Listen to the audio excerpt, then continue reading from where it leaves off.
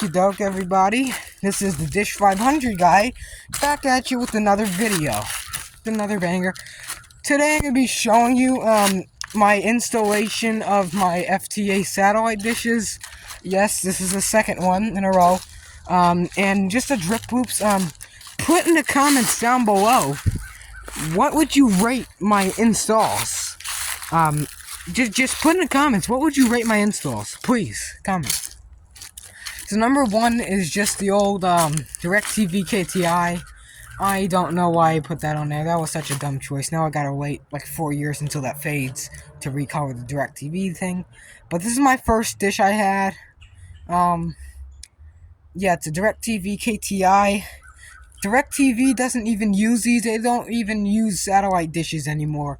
But, I mean, it's kind of confusing because customers, if they want satellite dishes still, like me, and they still want to use their dishes, DirecTV will let them do that. I mean, they got my free DirecTV, and they also got satellite service, so it's kind of a little bit strange. And later on in the season, in the winter, I'm supposed to be peeking out the Dish 500 or whatever for Dish Network. I'm supposed to be finding some channels, and I gotta get the D12 fixed.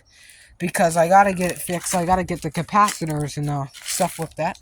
Because it turns on, and turns off, and turns on, and it reboots itself, and then there's like a multicolor lines on the screen, and then it goes black, and it never turns on for the rest of eternity. And now I gotta get it fixed. Here's a swim line right here. It's pointed at frequencies. There's no satellite here. It's just pointed frequency. And those frequencies go into the LNB, and little drip loop here, little drip loop right there, and then it comes out to a ground block, and no, it's not grounded, I just stuck that there, I don't know why. Goes to a ground block with rubber booties, and the wire goes over there, and then there's another longer wire that we can connect if we ever wanted that service and Telstar. Now, there's a Dish Turbo up on the roof, which everyone knows and loves. It's up on a roof. It's in the same area.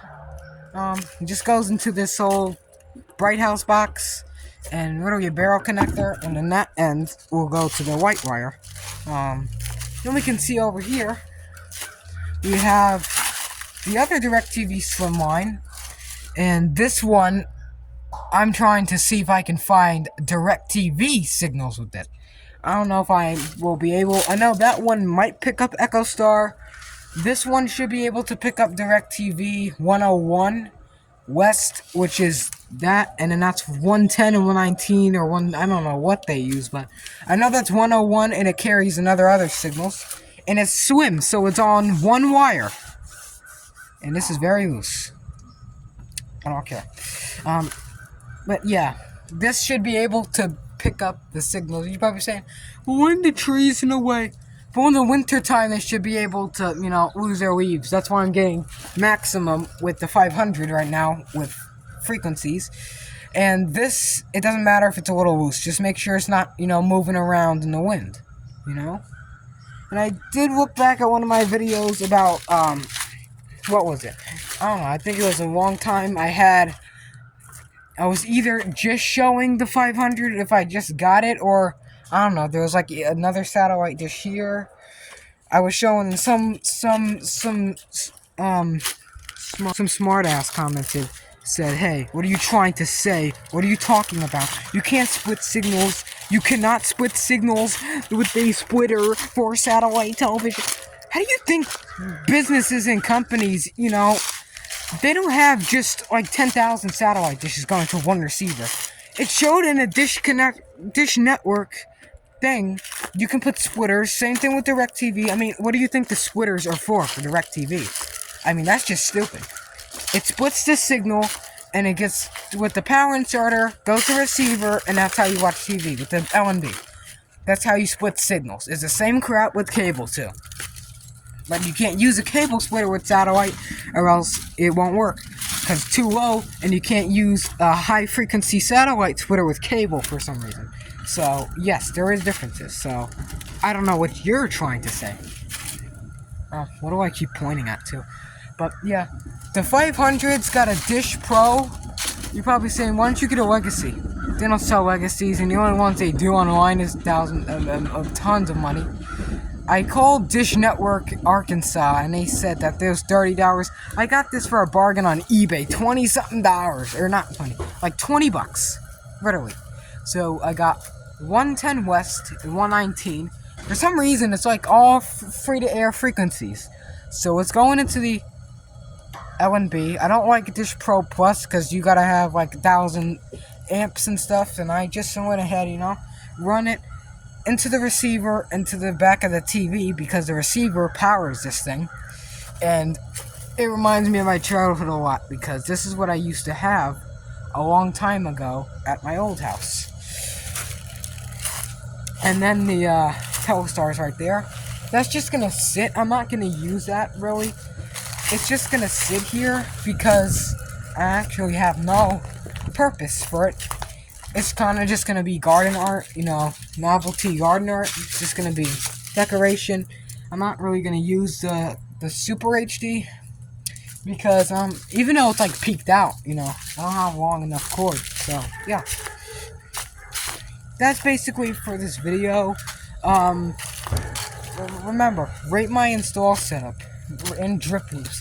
Now, the 500 doesn't have drip loops. I don't really think it needs it because it's not going to drip all the way to the ground block. The ground block is on the side of the house. So here's a drip loop for the turbo. And then remember, this is not a drip loop. This is a service loop. So I got a service loop for DirecTV and a drip loop over here. So it drips water. That also migrates water and is convenient for technicians, but I'm pretty sure there's going to be a DirecTV technician here, or probably not, but if there's going to be like a Spectrum technician and they're looking in my backyard, they're going to say, what the heck is this, the CIA? What is this? What is this? I need to go home. This is the CIA. They got 10,000 satellite dishes in your yard. I don't feel safe here.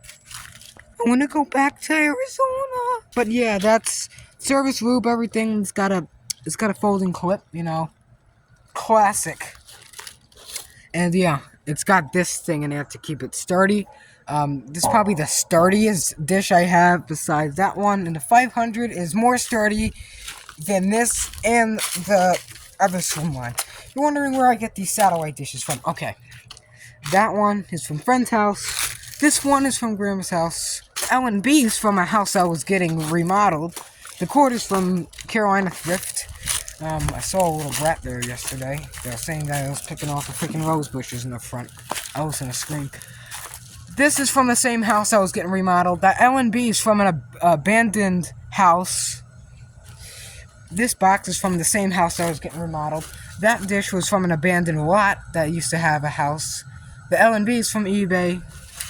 This is from the house I was getting remodeled as well. Yes, I know. And the pole. Those two poles, I made that top one, and then the bottom one was from the house I was getting remodeled. Yes.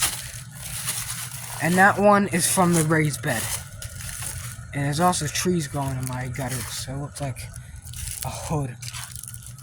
Now, that's going to be all for today's video. If you enjoyed it, comment, like, subscribe, and I'll see you guys next time.